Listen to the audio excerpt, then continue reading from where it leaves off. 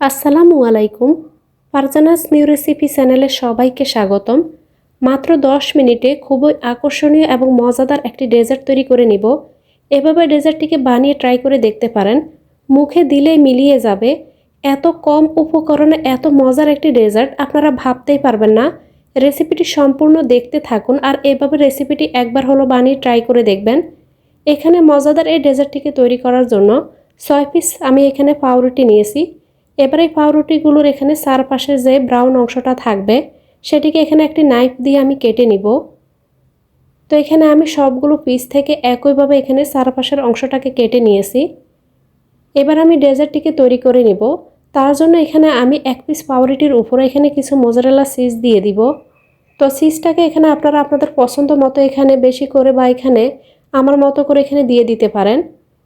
তো এখানে 1 পিসের উপরে এখানে চিজটাকে দিয়ে দেওয়ার পর উপর থেকে এখানে আমি আরও একটি পাউরুটির পিস দিয়ে দিয়েছি। এবার উপর থেকে আরও কিছু মোজারেলা চিজ দিয়ে দিলাম। এরপর উপর থেকে আরও 1 পিস এখানে পাউরুটি দিয়ে হালকাভাবে চাপ দিয়ে এটিকে সেট করে নিয়েছি। একইভাবে বাকি 3 পিস পাউরুটি দিয়েও এখানে একইভাবে ডেজার্টটিকে আমি তৈরি করে নিচ্ছি। এবার এগুলোকে একটা সাইডে রেখে দিব। এখানে আমি এরকম সাইজের 1 মুঠোর মতো এখানে দেশি সেমাই নিয়েছি। সেমাইগুলোকে এভাবে হাত দিয়ে ভেঙে ছোট ছোট করে টুকরো করে নিব। তো এখানে আমি সেমাইটাকে এভাবে হাত দিয়ে ছোট ছোট করে ভেঙে নিয়েছি। সেমাইগুলোকে কতটা ছোট করে ভেঙে নিয়েছি দেখে নিশ্চয়ই আপনারা আন্দাজ করতে পারছেন। এবার এগুলোকে আমি একটা সাইডে রেখে নিব। এবার একটা বাটিতে দিয়ে দিব 1টি ডিম, 2 টেবিল চামচ পরিমাণ লিকুইড দুধ, 1 টেবিল চামচ পরিমাণ কর্নফ্লাওয়ার, 1 চিমটি পরিমাণ লবণ দিয়ে এই সবগুলো উপকরণ খুব ভালোভাবে এখানে আমি মিশিয়ে নিব। মাত্র 10 মিনিটে আরও অল্প উপকরণ দিয়েও যে এত মজার একটি ডেজার্ট তৈরি করে নেওয়া যায়, ডেজার্টটিকে আপনারা বাসায় ট্রাই না করে দেখলে বুঝবেন না। তো এখানে আমি ডিমের মিশ্রণটাকে খুব ভালোভাবে ফেটিয়ে নিয়েছি। এবার যে ডেজার্টটিকে এখানে আমি বানিয়ে রেখেছি পাউরুটি আর চিজ দিয়ে, সেগুলোকে এখানে ডিমের মিশ্রণের সঙ্গে আমি এখানে চুবিয়ে নিলাম। এবার আমি যে সেমাইগুলোকে ভেঙে নিয়েছি সেমাইগুলোর সঙ্গে এখানে আমি ডেজার্টটিকে খুব সুন্দর করে এখানে কোট করে নিব। তো চারপাশে যেন এখানে সেমাইটা লাগে সেইভাবে এখানে ডেজার্টটিকে ঘুরিয়ে ঘুরিয়ে এখানে সেমাইটাকে লাগিয়ে নিতে হবে। তো এখানে আমি একটি ডেজার্ট পুরোপুরি এখানে বানিয়ে নিয়েছি। এবার বাকি যে ডেজার্টটি সেটিকেও এখানে আমি ডিমের মিশ্রণের সঙ্গে চুবিয়ে নিব। এবার এটিকেও আমি এখানে সেমাই দিয়ে কোট করে নিব। তো আমার মতো আপনারা যদি এখানে 6 পিস পাউরুটি দিয়ে ডেজার্টটিকে তৈরি করেন তাহলে একটি ডিমের এভাবে মিশ্রণ তৈরি করে নিলে দেখবেন খুব সুন্দর মতো এখানে আপনাদের পারফেক্টভাবে মিশ্রণটা হয়ে যাবে। এবার একটি শিরা তৈরি করে নিব। নিয়ে নিলাম এখানে 4/3 কাপ পরিমাণ চিনি, 4/3 কাপ পরিমাণ পানি, কয়েকটি এলাচ। এবার এগুলোকে আমি জাল করে নিব। তবে এখানে খুব বেশি জাল করে এখানে শিরাটাকে ঘন করব না। প্রায় 2 থেকে আড়াই মিনিটের মতো এগুলোকে বলক আসার পর আমি এখানে ফুটিয়ে নিয়েছি। এরপর চুলার আঁচটাকে বন্ধ করে দিয়ে দিচ্ছি সামান্য একটু লেবুর রস। এবার এগুলোকে আমি মিশিয়ে নিব। চিনি শিরাটাকে একটা সাইডে রেখে দিলাম।